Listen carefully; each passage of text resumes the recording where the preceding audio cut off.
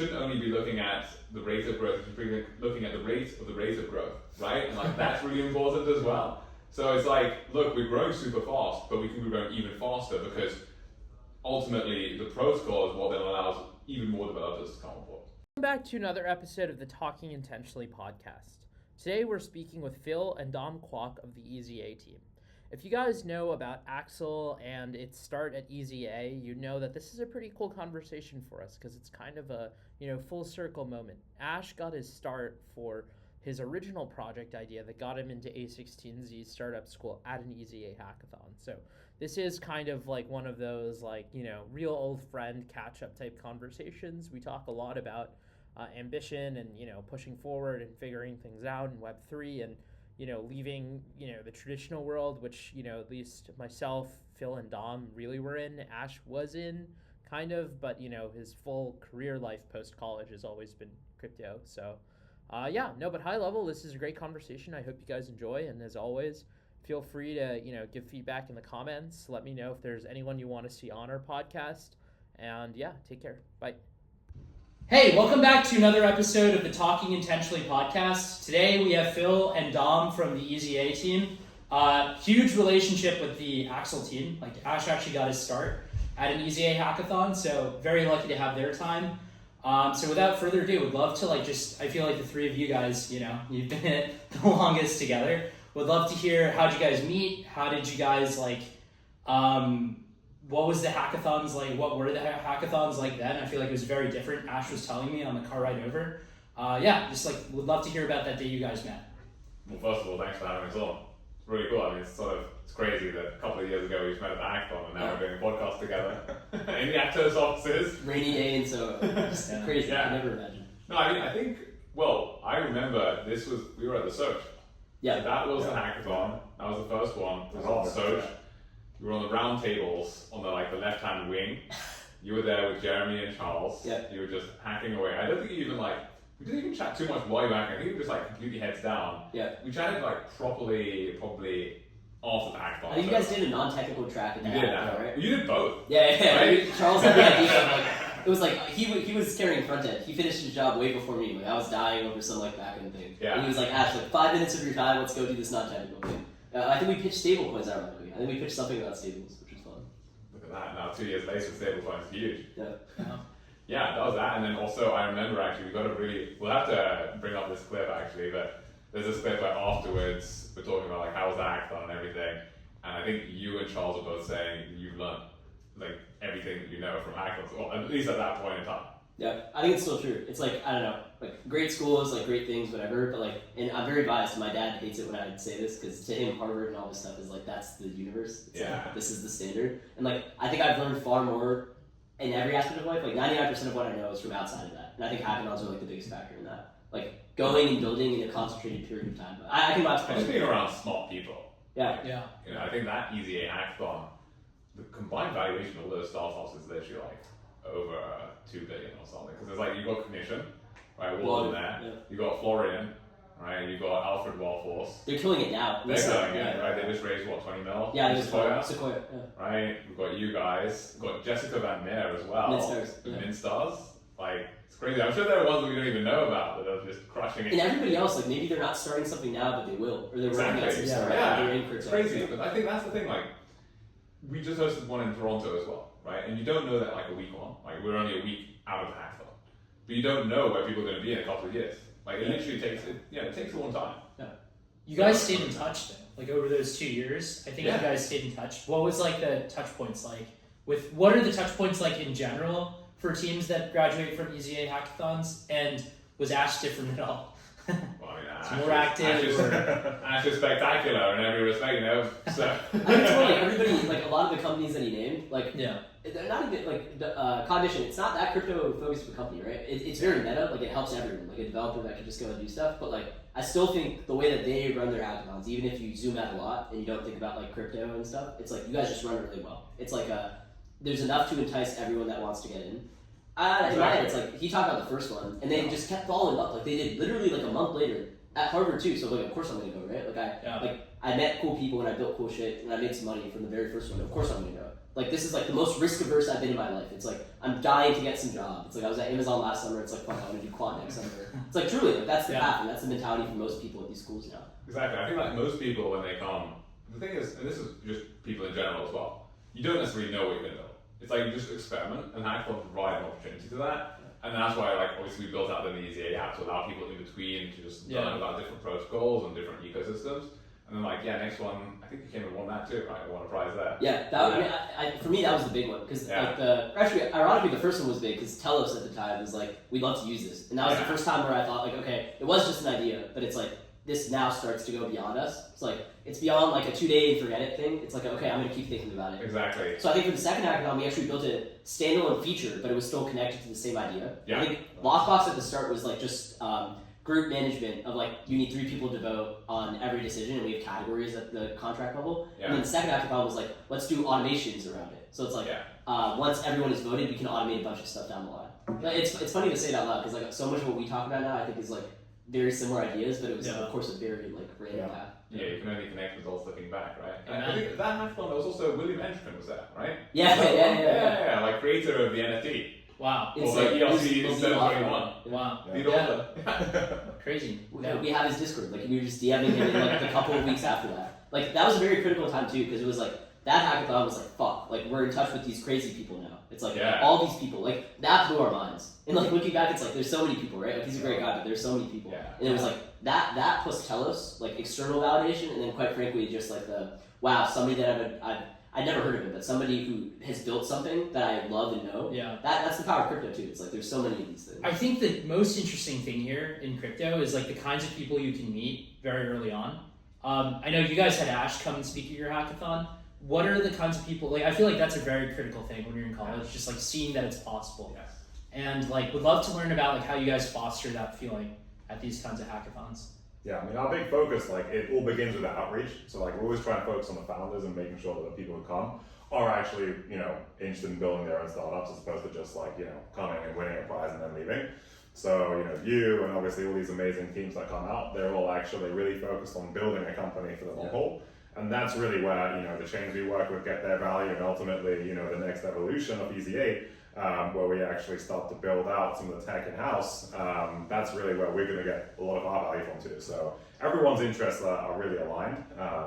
Focusing on founders definitely, and then making sure they know about the successes that have come through, like yourselves and like Cognition and all the other ones. You make a great point. It's like it's knowing that it is possible. Yeah. Like meeting William Entropin, like author of the ELC 721. Like I think it's that thing. I remember hearing on a podcast. This would be like many years ago, like during COVID, and like just podcasts. But it's like I was on a run listening to this podcast. And I was like, I think it was the Sequoia India guy. One of the first things that he did when he was setting it up in India was basically just to invite top founders to then meet other entrepreneurs. Because then like the way that he put it was, you realize that these people are just flesh and blood. Like they're just no different to you. And you realize from meeting, like I'm sure that you have and we've met so many amazing people who, when you read about them in the media, you're like, this guy's untouchable. Like he's so smart. Like, he's just so different to me.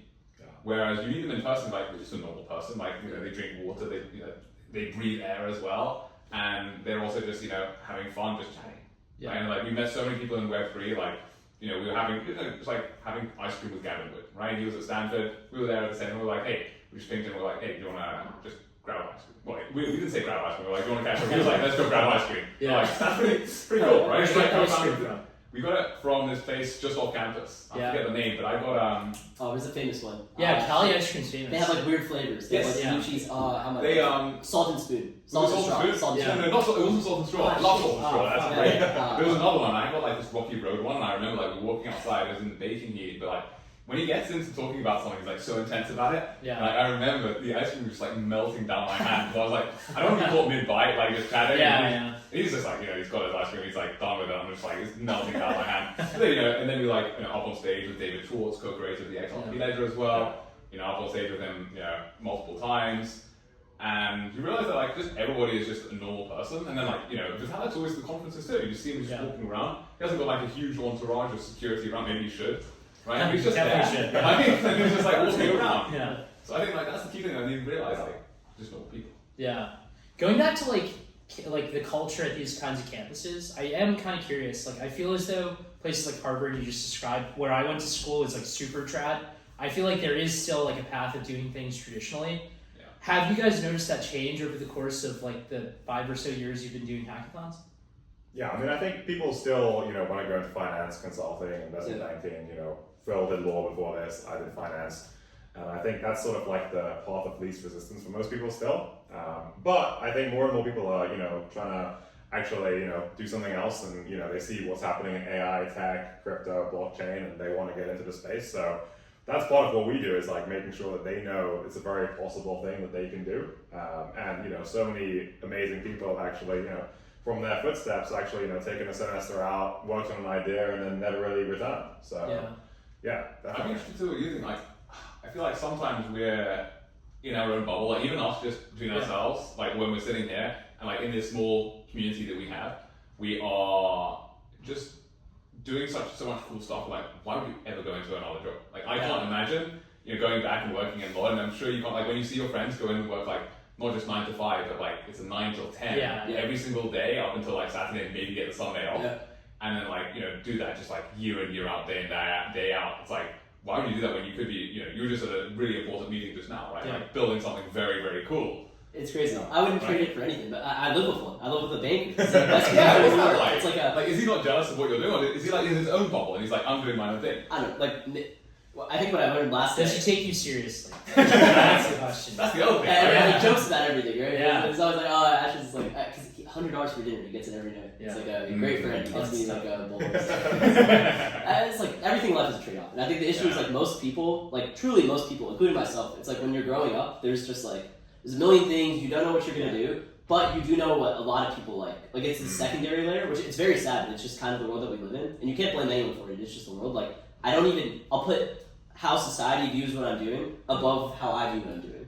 And there's a lot of barriers too. When you couple that with like, I don't know how to write code, or like, what the fuck is crypto, or like, all these people are untouchable. It's like, all of those factors, it's not just like it's the easy way out. I think that's like it rubs people the wrong way if you say that. Like that's why it's like not sneering at like why would you do that? It's like there is no other option. Like you literally don't think about the option. Like this banker roommate, August he starts his job. He's doing great. It's summer. Like he's getting all this money. Starts dying because like the sheer amount of work that he's going under. Like past 4 days, he's probably gotten like 4 hours of sleep each night. Like I'm working hard. I'm getting more sleep than him. It's like it's like actually terrible. And like he has his own skills. Like he whips together a spreadsheet and helps me out with this like internal business thing that we're doing right now. He has so many skills and he's very talented and he's better than me at so many things. He just never thought about a different path. And now he's thinking about like fuck, like I have this idea. I'm gonna hack on it next weekend. Just him and a friend and a different friend. Or like I'm gonna go and maybe think about venture or think about startups or roles that are definitely more non-traditional. Maybe it's not quite the jump immediately, but we're seeing trends in society. Like it's so easy to build now. Infinitely easier to build now than it was even when I did the hackathon with you guys. Like AI. Yeah. Like it's just so insane. You were just hand coding everything. It's like I say hand coding, but that's just how it That's a good phrase. Right? No, it's a good phrase. Like we that's like code. My brother always jokes. He's doing startup as well now, not in crypto or anything. He always twin, jokes right? like, yeah, my twin. He always jokes that like we were the last generation to like ever have to hand code or like manually. Crazy. Like now everything is right, like manually putting this stuff together. But it's amazing. It's like the delta between idea and product is in theory approaching zero. In theory. Yeah. How do you think that changes things? I mean, like, do you think that it makes entrepreneurs more important, less important? I have no clue. I have absolutely no clue. I think I think this is a very high level question about like the future of work, and I have no clue. Like I really have no clue. I think we need like economic floors because I think most people are going to be pretty useless in like pretty soon. No, I mean like going to this point though, I think it's for us. It's the little wins. Like we have been just like when you guys first like when I joined in October, we went to this like Chipotle. These guys were nice enough to pay for it. They were nice enough to pay for it. I got like 2 free meals from that too. So I got 3 meals of Chipotle from the EZA guys. What was crazy though is like that, I was working in finance right before and I had no idea that we like, I was like, you know what it is? It is just literally like I meet this guy Ash and I'm like, okay, I think he can win. Like I just think we live in a world where some people win, some people lose. I think he has whatever factor there is that is in life that sometimes some people win. I was like, maybe he can do it. I was like, fuck it, I didn't want to work in finance anymore, so I was like, I'm ready to leave, hop in, join him. First, honestly, like probably 4 months, we're just kind of throwing like things at the wall, hoping something sticks. We had truly nothing. Like it was just me and I didn't even have a product because we pivoted. Like I raised that whole round off of like truly just a 1-pager. I couldn't even make a good deck. It's like there was nothing. There was literally nothing. Perks of talking fast. Nah, No, I'm just kidding. But like, you know, it was. I do think one, like there is an energy. Two, always worth mentioning. Ash stayed with the product when no one else was there. Yeah. Like, yeah. Actually, we were super impressed by that, and that's like I think one of the things that you've shown over and over again. It's like that's why we're so bullish on you, because you've been there when other people would have given up, right? Yeah. I don't know. I think it's like I feel like from the outside, if you hear a statement like that, you think like, oh, this guy's just like a Chad, like he's on the show. It's like I don't feel that way at all, right? It's like I think we talked about this on that episode thing that we filmed like a few weeks ago. Yeah. Like for me, it's everything, and maybe this is an oversimplification, but it's just how my brain kind of works. Almost every decision, like a business decision, or like do I eat this for dinner versus this? Like literally every decision is binary. It's like, and when you frame things as a binary, there's a very easy like gut feeling of which one you prefer out of the two. It's like that flight back from LA. It's like Jeremy's gone, Charles is gone. It's like we didn't really build that much, but like I was already just so immersed, and I was like I had a lot of regrets of like what we had not done, and lots more I wanted to try. So the decision was simply: do you keep trying all the things that you want to do, or do you never try and then regret not trying? Simple choice. Simple choice. It was I want to run on that actually, because like one thing, you know, I think when people look at Axal, the first thing they see is like A16Z CSX backed, and it's like obviously that was probably a very transformative like experience for you.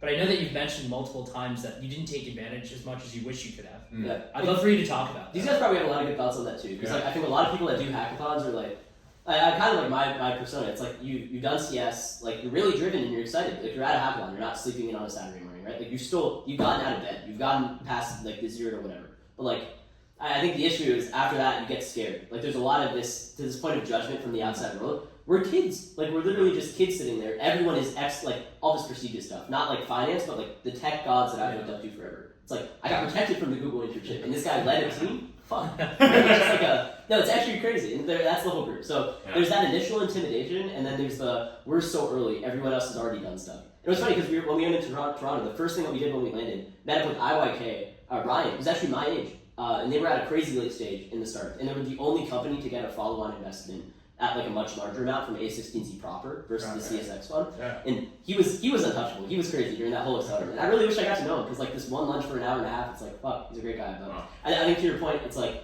it's the regret, and a regret for a lot of things in my life up until like frankly now, or like the past year, is like not just taking the shot. I think you do that very well. Take the shot, talk to the person, like go and network, do all of that. Like it will feel awkward and uncomfortable 99% of the time, but nobody else gives a shit. They don't. If you're smart and you care, you can just go and do that. So I'm also curious what you guys think, because a lot of hackathon people just stay in your zone, maybe work with your friends. I worked with my friends, right? Like I didn't meet some random new person. So.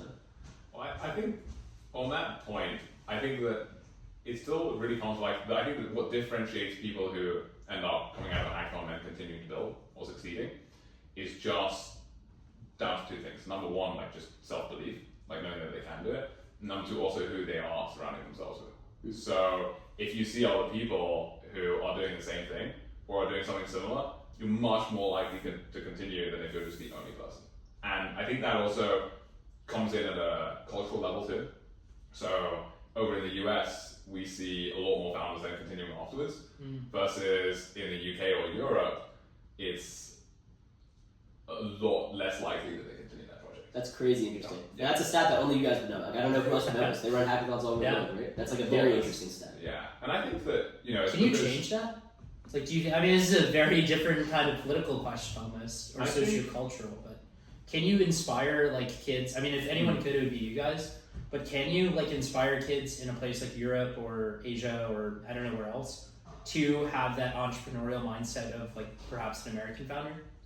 I think definitely, and it's something that, you know, we are trying to do, but it is definitely different. I think it just boils down to a cultural difference as well. Like, people in America are brought up to be much more positive about things and to believe that they can, whereas in Europe, everybody's very skeptical. I'm not sure if you've chatted with any Europeans. Oh, you? No, you did LA, okay. Yeah. But, no, they did it in London. They did in London the year after, and I would be interested if you met, like, if you've talked about Axal to any European investors, first of all, or second of all, just Europeans in general, like, they'll be like, I think one bit that I always come back to is they always think about, like, questions in terms of, like, what could go wrong, right? Whereas here, it's in some ways more immature, but also more mature, in that you think about how big this can get, and that's what the questions are centered around, as opposed to, like, picking holes in things. Yeah. Because ultimately, as an investor, you're going to make your money from the big wins, Yeah. not from the losses. I mean, Like, that's yeah. the conversation we just had with a really great team in crypto. Like, literally that. Betting on us, we have nothing. Like, No, relative to them, we pale in comparison. nothing. Yeah. They actually started the conversation by saying, like, every other team we talk to is, like, doing millions of dollars of revenue with this company. Yeah. And we're taking, like, we just kind of like you. That's literally it. That was the only thing they told us is we just kind of like you. Yeah. Perhaps it fits in with some of their, like, greater macro business trends. Yeah. But that's it. And then they're willing to, like, throw money behind it. And, like, that, honestly, I think that's atypical for any other industry outside of crypto, too. But I will say it's Like, like an interesting psychology that I think maybe this is way too meta, but like you go back 1,000 years, right? It's like nobody's thinking like this at all. Like you have to be risk averse or you die. Yeah. It's like a lot of life is uncontrollable. Like you're born into your circumstance and you can never change it. Whereas like, I think it's venture or like thinking about venture is the first time that I started to internalize this psychology. It's like I used to think it was gambling or like these idiots that are going and taking crazy risky bets. It's not. It's like if you take enough shots, like some shot will be a lot of crazy shots. Some shot will pan out. A bunch of the shots will. That's what all of our lives are. It's like you guys leaving TradFi, like us doing this, like, and it sounds so crazy. It's like, oh, this is the guy that won, or he got lucky. Yeah. It's not true. It's just a different way of living life. Yeah. It's like many shots with like low probability, but insanely high value bets. Yeah. Where if a couple pay off, you've probably lived a much more interesting life. You've been more true to yourself, and you've just had a great life. Versus like the monotone, which is humanity for the last 2 knows how long. How do you guys, what was like going 0 to 1 like for EZA? Like you guys had to, I mean you guys have all these killer partnerships at fucking Consensus, you had a whole wall. It's the first thing we saw. Yeah. Massive fucking wall. Yeah. It didn't start like that, I'm sure. No. And I'm sure you guys built in like the fucking, you did a hackathon in the market downturn, right? Yeah. So I want to learn a little bit more about like what is it like building one when things are shit, and then 2, getting like those first people to believe in like a new idea. Yeah, I mean, so many areas that we could start with that. Maybe we'll start with like the beginning of EZA today rather than like everything that we've done before. I think you're right. We were born in the bear, and the slogan around the time was always like, build in the bear, right? Yeah. Like the bear is where you build, and like the best blockchains, the best protocols, the best everything like really built in the bear. Because unless you're building something that works, you're not going anywhere, right? Like you were built in the bear too, right? Like you learn that. You just have to figure out what works. And I think that's like one of the skills that we picked up really hard way, which was like you do things that just don't work. Building at a time when nobody really cares about crypto or Web3. Also at the end of the day as well, we are very much a user-focused product, right? We need users to survive. We need to grow very, very fast. If you don't have that, you're nowhere. And in the bull market, it's very easy to get users like, especially with if you have a protocol and you're teasing an airdrop, it's like you're going to get lots of followers, but are they real users, right? Are they really going to contribute value? And we developed we built this huge diehard community of people because we started in the bear. Yeah, and I mean, I think EZA is probably one of the strongest brands in crypto right now because of the focus that we've had in the community. Yeah. Like every single month we host a hackathon with the amazing partners we work with, and there's always hundreds and hundreds of people lining up to come. And that's something that you won't really see, I guess outside EZA for the first part, but also in general, like if you did start in the bull market, things go really well. Like a lot of companies that also go on to raise a lot right from the beginning, they kind of have different incentives and they don't really foster that sort of community aspect. And I think that's what we have worked really hard to do. Yeah. And I think obviously in the bull market things will just explode even more. But it's just a matter of I think staying in touch with the community too. Like we always are active on Twitter. We always interact with people in person. We're always on the ground at the hackathons we host. And I think that's a big component. You guys do it really well as well. Yeah, nobody's better than you guys. No, you guys. I saw one yesterday. Some random guy said like he got a follow from like Dom or something, but it wasn't actually Dom. It was like some like or something. And you were already following the guy, and you responded like 5 seconds, and it's like some random dude. Yeah. So I think like the hustle. How do you guys reply so fast? Yeah, actually, that's great. Because we see you at the hackathons and you're like talking and you're speaking and you're still also. They're probably replying right now. Yeah, exactly. Underneath the table. AI agents. Axal. There you go. Truly. No, it's so easy to tell when it's AI. Yeah. Like you can't like so many teams they have these like AI responses and stuff. Yeah. Just so anything. It's like there's this term now like the AI slop. It's like so clear, just inauthentic, and nobody likes it at all. Yeah. Now, like, let's transition to like how to like talking about winning. winning is one of like the hardest things to do, I guess, in life. At these hackathons, it's like very much so a microcosm. What does winning look like for Easy A? What does it look like for Axal? And like, where, in like 2 or 3 years from now, what would make you guys feel proud about what you're doing like day to day? Because everyone's putting, as we know, and I'm sure you guys feel with all your traveling, no one here is sleeping like a solid 8 hours. Everyone here is like jet lagged or fucking, running across the city, biking across in my case. Like, how do you guys, visualize the future of Easy A and Axal, and what does winning look like? Well, Easy A is huge. I mean, our vision really has been to bring the next billion people in to Web3, right? And so what we started with doing was actually focusing on, okay, where do we get the most leverage? Who can bring the most people into Web3? Because it's so important that we bring about Web3 like now more than ever, right? So that we started with developers because there's this like amazing stat, and I think everybody's known this for like the past couple of years, where each developer can be responsible for like billions of dollars in value that's generated in Web3. It's like you've got the most leverage compared to almost any other industry. I think any other industry. It's like Web3, each engineer is so important. So that's why we started with engineers. But what we realized we need to do as well, or more of, is actually focus more on the user side as well. So that's why we've talked a little bit off cam as well about the white paper, which we're working on, right? Which is really going to be building up some more of that core infrastructure that we want in order to help all these people come to these blockchains. I think we're at a state right now within Web3 where we're very, very different to the state of the blockchains in like 2018, let's say, right? We've got blockchains that are just very, very fast. They are secure. We know how to audit smart contracts as well. I mean, today there was some stuff going on with Sui, but I don't know. We'll see what happened there. This is the state of the blockchain. Like, we don't necessarily need too many new blockchains. But what we need is better ways for developers to come to these blockchains. Like, that still has not been solved at all. Every new blockchain has like a new environment, new language, new everything.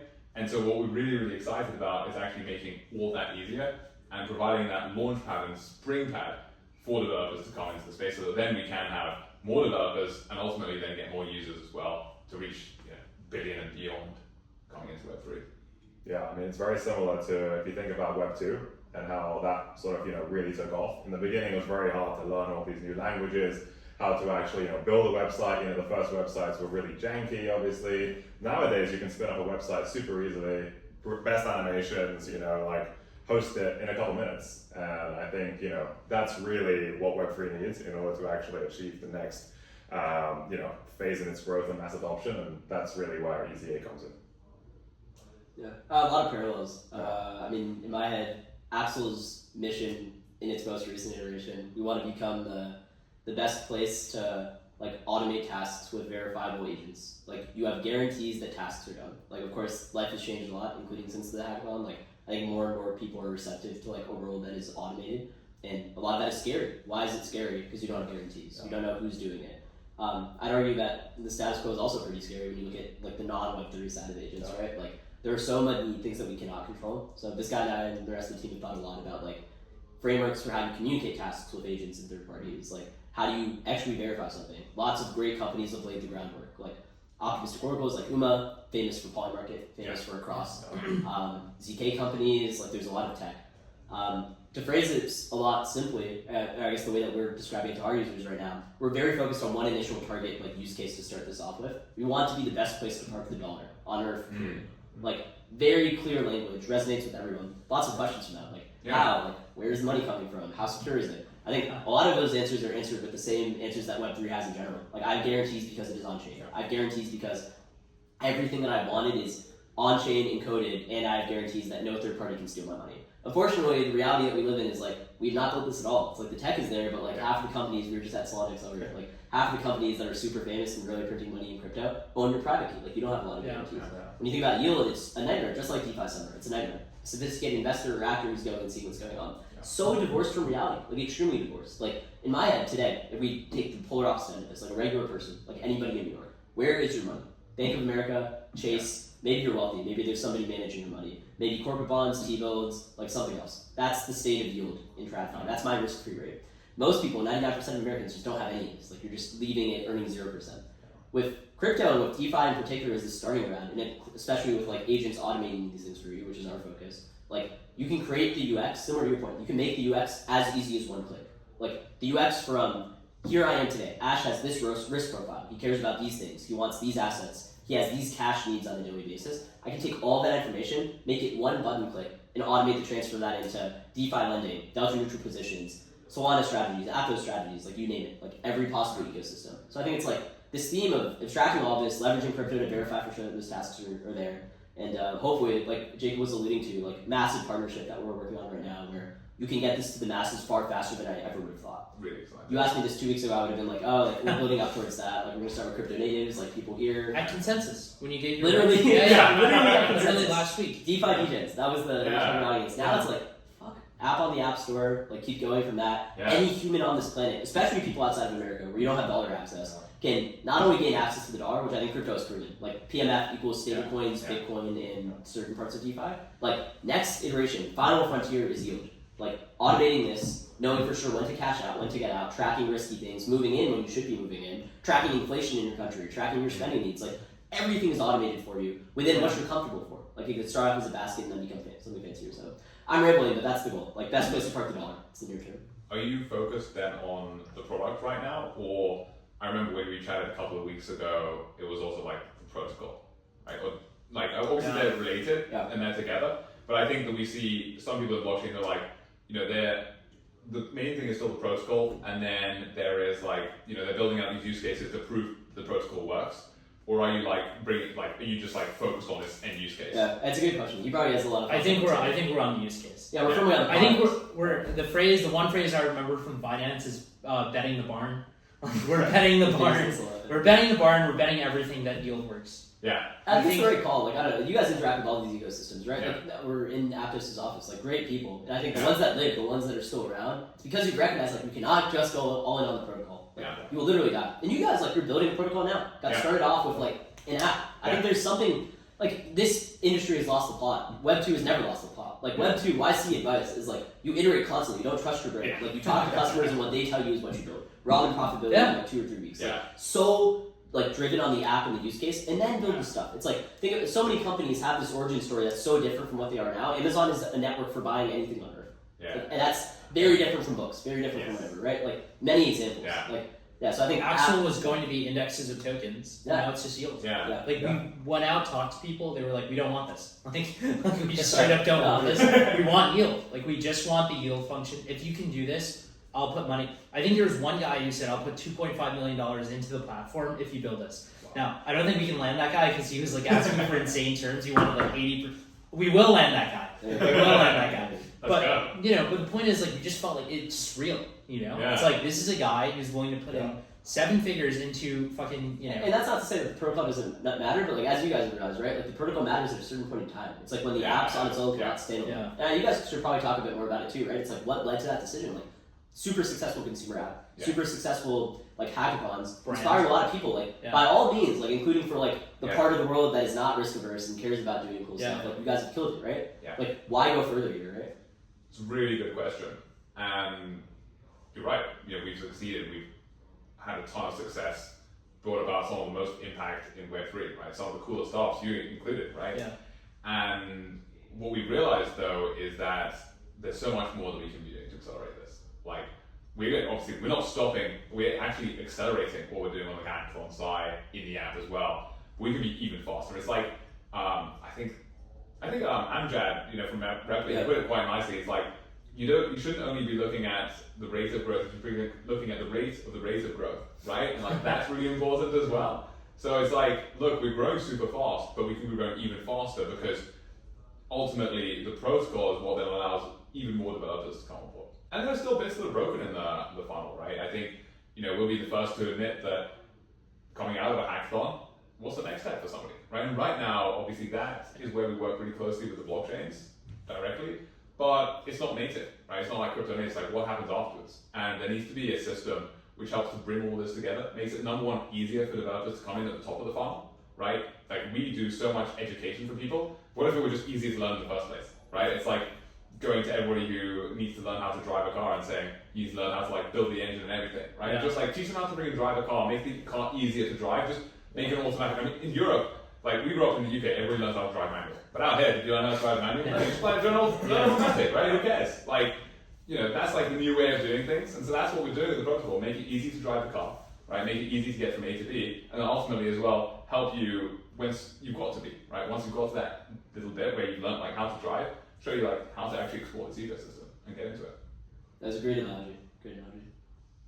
So we talked about winning. What were the biggest losses you guys felt on your trajectory here? I've experienced a few Axal, but I'm sure fundraising was hell. So one of those would be great. And then for you guys, when you're bootstrapping in the bear, probably a ton of fucking losses. I can go rapid fire. Sure. Like at number one, like my mom saying like, "Why the fuck are you flying out to LA? Like, what are you doing with all this?" That was honestly the most painful conversation. Because you're a hobbit at that time, right? Yeah. It's like I said, my dad, same thing. It's like it's just you guys can relate, right? It's like parents have done everything on earth to like put you here. It's like everything, and I've just been like, I'm fucking around. All you have to do is stay here, just like just complete this bit. Even right now, he says stuff like that. He's like, don't do any crazy shit. Like, just stay in New York, stay close by, like all this shit. So that most difficult thing by far was like that, because that's like your life has many moving parts, and when you start to see tension between the different moving parts, it's tough, right? Like work problems are work problems. If I can go and work out and then go home, and it's like a different world. When you can't divorce it and stuff. Number two, like friends moving on, because to your exact point, like I gotta write down what you said. It's like biggest factor is the people that you surround yourself with on top of something else. I agree with that completely. It's like certain people can like totally change your trajectory for better or for worse, and I think I've experienced both of that. And then I think the third one, honestly, the part that really haunts me at night, and now I think we're in a great spot, but even if you go back like a month ago or 2 months ago, it's like there's a fear and a pain around not knowing for sure what you're doing. It's like and you experience that a lot, especially as an early stage startup, but even late stage startups. Like think about like Zapier or companies when OpenAI comes out, or any like trad company when AI gets so big, right? There's an existential like you are losing your core. And for me, it's like I built so many different products. I pivoted a lot from what I was doing, but like losing your core is a very scary feeling. Losing your core and not knowing what the next thing is because nothing is working is the scariest. And thankfully, we currently know what our trajectory is. Maybe that changes too. You don't know. And I think that's a part of life. But those are my crash. You had to fight to get there, though. Yeah, it's true. Yeah, we lost a million times to find. There's this great line from Masa. I brought this up too. All the time. Yeah, Masa from SoftBank has this line. How did you raise $45 billion in 45 minutes? He had one word from MBS. One of the scariest people probably when you're asking for his money. He's like, singularity. I painted a vision of what the future would look like, and I told MBS, the Prince of Saudi Arabia, richest family on earth, this is how we get to the future. These are the companies, NVIDIA, et cetera, that'll get us there. And then he raised the money. Now he spent a lot of that on WeWork and a couple of shitters, but I think you literally have to break some eggs in order to make an omelet. But so what were some of the eggs that broke you guys? Well, I think, similar story to you, we left our jobs, obviously. Phil was a lawyer at Sullivan Cromwell after doing Cambridge undergrad law. And I worked at Blackstone afterwards and then was one of the first hires at Cloud Kitchens. So, leaving that obviously meant leaving a lot of, equity on the table as well.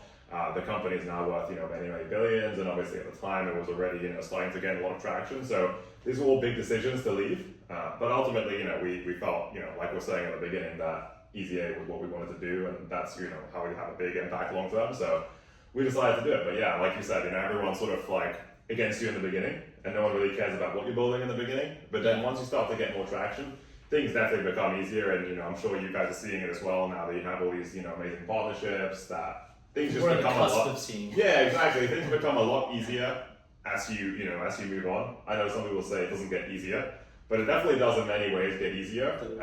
And you can solve a lot more problems easier as well. Yeah. You start to build a team, and you can focus on really your time on what really matters and what the hard problems are, as opposed to like the smaller things. So yeah. That's really well said. 0 to 1, 0 to whatever. Maybe it's a half, maybe it's a quarter. It's like each step is much, much harder than future steps. Yeah.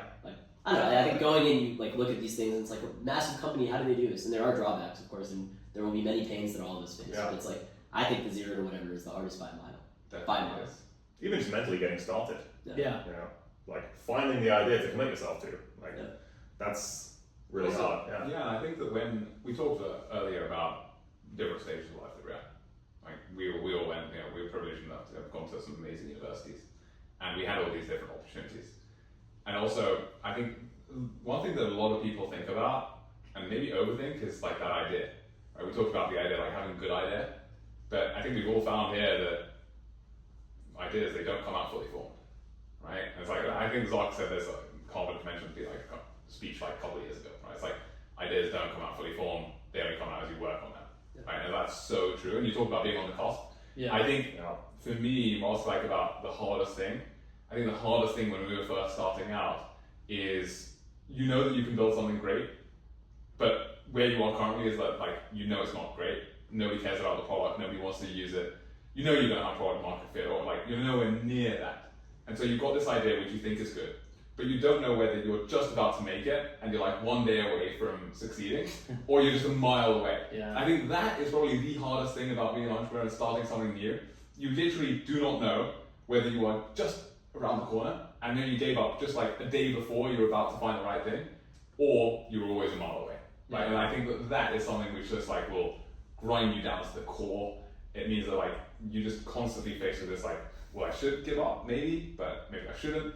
And what if like I pivoted too early and missed out? Like, you don't know. The hardest part is like you have to do all of it at once too. It's easy to say don't give up, but sometimes you don't give up. You're just going down the. Sometimes you need to give up. You need to give right? up. Very much. Literally. I'm thinking about all the pivots that we've done, but then also like the friends move on, keep building startup, right? It's like you need to. I think that's what fucks with your brain, right? And I think that's what maybe they made the right decision at the time, right? Yeah. You don't know. Yeah. And only time will tell, right? Like you truly don't know. And like no regrets, and I don't think you should have too many regrets, especially in this kind of like field. But like no other job requires that. If you're a compliance officer, or if you work in finance, or if you're a banker, it's like one end of the spectrum, very risk averse, not worried. If you're like not part of an early stage core group, your job's like whatever. You're like a suite at Google, suite even a startup, like even like a later stage startup, which you have like 100+ people. You'll be fine, right? It's like whatever. Like you're not forced to think like fuck, like existential, this has to stop, or like existential, this needs to go. And everything I do try to think at that level. It's like, does it even elevate to that level? And if it doesn't, it's probably reversible and I don't have to worry. But if it does, like my life depends on it. Like it needs to. Everyone's life depends on it. And you employ people too. Yeah. Their lives depend on it too. Yeah. I think our brains have been like totally rewired by doing this compared to other people who have spent like the past couple of years in a corporate job. I think it's just like, it makes you think about the whole world in a different way. Even just coming down to simple things like when people say things aren't possible. It's like, oh, I can't do that. It's like, look, I know it's possible, like it just can be done, right? Just coming down to even things like, I don't know, like if somebody at the cashier might say, oh, it's not like, the computer system's not working or something. It's like, that there's a system for a manager to come in, right? You just change it, right? Because you know. But often they'll just be like, no, like they're just programmed to be like just following the same thing over and over again. Yeah, there's something to be said about this, and this is why I love hackathon so much. Like I think I told you guys way back, like after Denver, they're a very big conference. Like I got my start after you guys by just going to Denver, and it's like I had no network. I could just hustle and talk to people. You get jaded very quickly after like a day or two because you go to all these booths. You get all this free merch. You brought a massive chicken back to the store. I have a massive stack from my first couple of months of conferences. It's crazy. Everyone has free crypto merch, like everyone. But then you get very jaded after a day or two. It's like, oh fuck, all this money, all these protocols, especially in this industry, a lot of protocols that aren't doing anything, very protocol driven, not app driven, not use case driven. And I go to the hackathon venue this year. It's like kids, like they're building, like UT kids, or like somebody flew in from like Singapore to go and build. This is what it's about. And I think to your point, like knowing that everything is possible, like there's no sugarcoating it. You need to put in work, and hackathons force you to put in work. It's like I don't even care about the idea, quite frankly. Like you are forcing yourself to go and put in work to do something. And like I think for me it was like CSX, we didn't build it. It was like fuck, like we really didn't do this. Hackathons with you guys, like but it was a microcosm. Like, it was just I did a bunch of them, but it was still very small.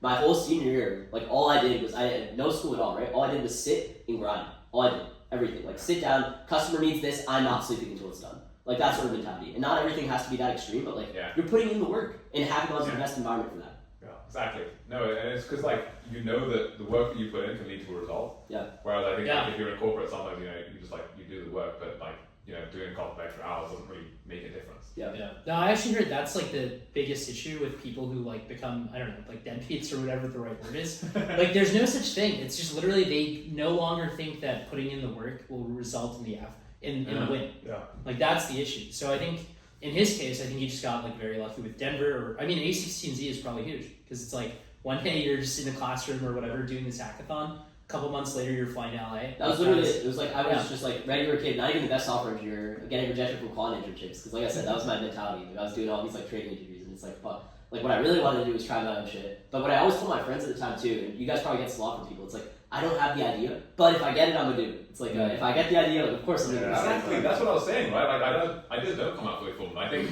saying that is like an excuse that people have. It's an excuse, right? It's an excuse. And they don't realize it themselves, but it's like, yeah, if I have a good idea, I don't have any good ideas. It's like, well, nobody really has any good ideas. Nobody's gonna ever get one. Even if they think they have like good ideas, it's probably crap. Yeah, it's a negative signal. Yeah. Yeah, I mean, so many people from, the class, well, I graduated 2018, worked at Blackstone and Goldman, and so many people said, oh yeah, I'm going to leave one day and I'm going to start my own thing, but, they're still there. Yeah, how many years later? Most dangerous thing in the world. Most dangerous thing. A lot of people say golden handcuffs. Like, I think it goes so deep. It's not even like the free food. It's like, fuck, I love it. It's like, oh my god, like this guy's just so nice. Like, I get his one, like he gets my dinner like every day. It's like it goes so deep. It's like every aspect of what we've talked about. Like the benefits, the not having to worry, not necessarily having to take a lot of responsibility, and you're very divorced from like the outputs of your work at some level. Yeah. It's like, this is the problem with like I think every company, and this is maybe why big companies can't move fast, because the vast majority of people in the company just don't see that, right? Yeah. It's like I think sales reps, like on the ground, door to door sales, one end of the stack entirely, like arguably like the bottom of the like hierarchy when you think about the social side of the company, like they get it. Founder, he gets it. Almost everyone else, it's very literally. I mean, Dom and I, when we were first starting EZA, we went door to door. We were literally flying. Yeah, we were flying like well into the early hours of the morning, just like sending out flyers on EZA. I remember there was this one that we were basically like in London. There's this like, have you ever been to Hampstead Heath? Yeah. You that's what I was saying, right? Like Hampstead Heath was like a big hill, right? Yeah. We were on our bike cycling up this hill, and we would basically finish at like 3:30 a.m. Yeah. And we're like cycling back, we're like, okay, finally we got the job done. Chain comes off my bike. Kidding me? I'm like, the last thing you need. Yeah. Like it's 3:30 in the morning. Like I can almost see the sun rising again. Like I know it's coming up soon. And I got a call with somebody in Japan at like 5:30 a.m. I'm like, no. Bike's upside down. I'm trying to put the chain on. Got grease on my hands. Dom's there. Like, wow, what are we doing? Yeah. It's like an existential you're stuck. That's your jobs, right? How do you fucking move the bike? Yeah, it's like a big physical thing. You can't put it in a car. I'm gonna carry this back. The universe is just like fuck. Literally. Like, you don't want anyone, who you were working with at, Sullivan and Goldman, to see you doing that. Literally. Like, what happened to these guys? You're like the pharmacist, don't do that. So he left and now he's doing that. It's like the study hard kids, otherwise you're gonna be out on the streets. Yeah. Wow. No, I don't know if there's anything else. I mean, I think this is like great. It's always I'm excited to see where we are in 6 months. Yeah, we got to do the check-in. Because 6 months ago, I think maybe it was a little bit longer. I think it was like 10 months now. It's crazy. That was when we met. We got Chipotle. Yeah. Maybe the next time we film this into Chipotle. Oh yes. We've got to do that. I'm so down. For all time's sake. What date will be on 6 May? It'll be in November, right? Yeah. Sorry, around that time. Yeah. November. We should be back around there. Yeah. Okay. So you guys literally travel the world more than anyone. It's like I think that's hustle too. It's like not the door-to-door salesman, the responding to tweets on time. Like, and maybe we can end with this. This might be an interesting thing. Like, what do you guys like love the most and take pride like the most in when it comes to like you and the team around you? And like, I'm asking this from like I thought about this yesterday. It's like there are a lot of things that I don't care about. Like, I don't care about your background that much. I don't care about what you've done. I care strongly about like instant replies to things. Like you're just on your shit, because I think it's a great like thing on its own. It's a great heuristic for your ability to hustle. Like we had an intern that started crazy background. It's like he wasn't responding to things, and I'm like, that's the one thing. That's the one thing. Like, instant fucking responses. Yeah. And then 2 is just like the optimism, which I think you touched on earlier. Those are 2 things that I look for in people that I really love. That's a really good question. I mean, we've been thinking about it a lot because we're hiring a lot. Yeah. Like, we're gonna double the size of our team because we've got the labs now. Yeah. Right? And I mean, to your point, I think the next 6 months is gonna be the most exciting ever for both of us. So that's why I can't wait to do this back in Chipotle in 6 months. So I think both of us are on this trajectory right now where it's like the rate of growth is just increasing so much. I think with people. We're hiring across operations, hiring across engineers. I think the biggest thing is probably just having a can-do attitude. Like, that's one of the biggest things. Obviously replying and all those things, but it's literally just like, I'm stuck in this problem, I'm gonna unblock myself. And that is something that shines through in engineering. Like, that's what separates a great engineer from somebody who's mediocre. Like, the person who's like, I'm junior software engineer, like, I need to put up my hand and like ask somebody senior. No, it's just like, figure out how to unblock yourself. Yeah. Right, or it's somebody in operations or on marketing, right? And just like they're just thinking through it. Yeah. And even if they can't do it, they come to Phil and Dom. Like, Phil and Dom, look, I think that I can do this. Like here's like the fallback. right? Or here's what I've done like 3 options that I think could work. And it's like, all we need to do then is be like, actually, have you thought about this? And it's like pointing out, as opposed to just like getting pinged all the time and then being like, I can't do it, right? I can't do it. It's like every single time. It's just like, that is like really annoying. Yeah. Like, you can't work with people like that.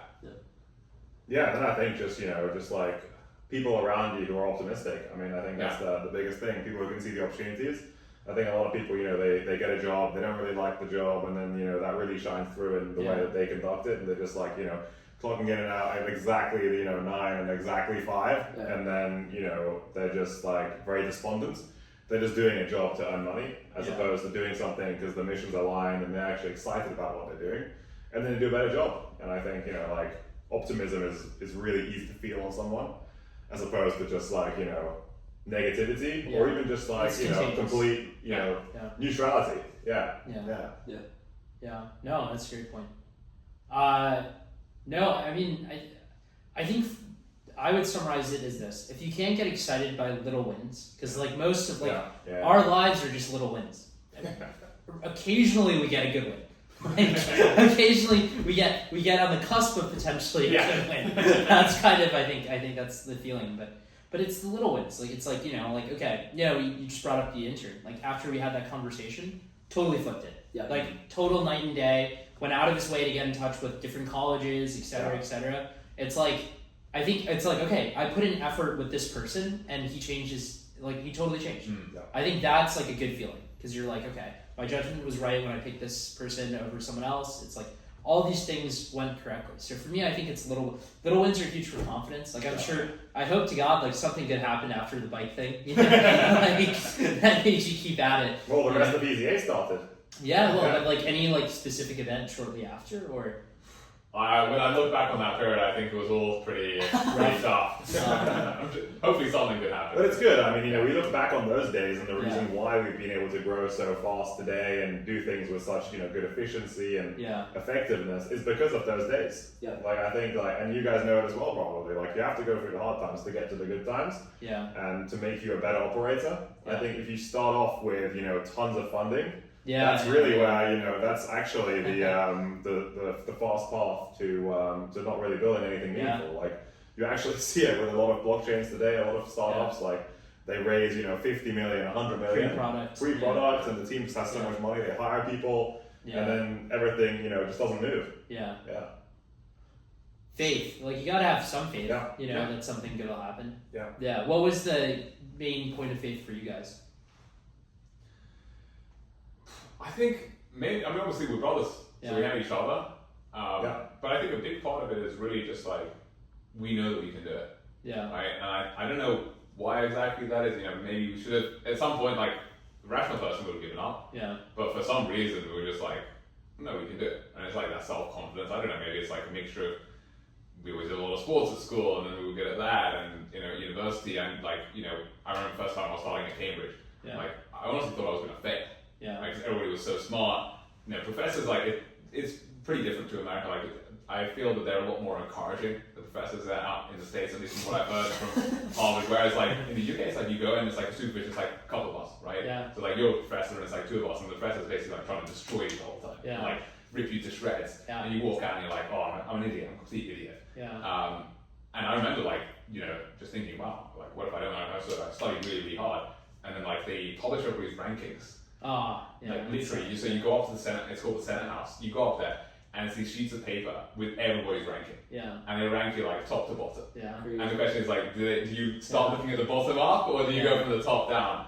And I remember first year, I went reminds me there. of India, man. Like, And I went there, and I was like, I was there, right, like at the top, like so. I was just there, and I was like, wow, I can do this, right? And I did that the next year as well. Yeah. And I think like something just in there just like gave us that confidence, where it's like we know that if we apply ourselves to this, we can build something great. Yeah. So I think like at least for me, it was like I don't know, something that just like was inside. I was like, we can do this, like that, like some sort of, even though when we didn't like feel outwardly confident, just like something inside that just felt confident, and like we still feel super confident today. So obviously we had a lot of successes, but there's still so far to grow. Yeah. Like there's so much to do. Yeah. We're still like, we can do this. And now we've also met the people in Flesh and Blood who have built amazing things like the products in Web3. We've met them, like we know them. They just DM away.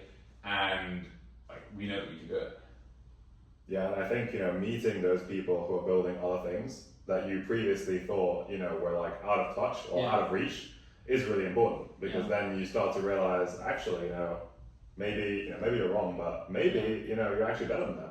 Yeah. Maybe they're not actually that good. Yeah. And the way that you're going to do yields is actually way superior to how, some of the biggest players are doing it right now. And that's kind of like what we thought with EZA.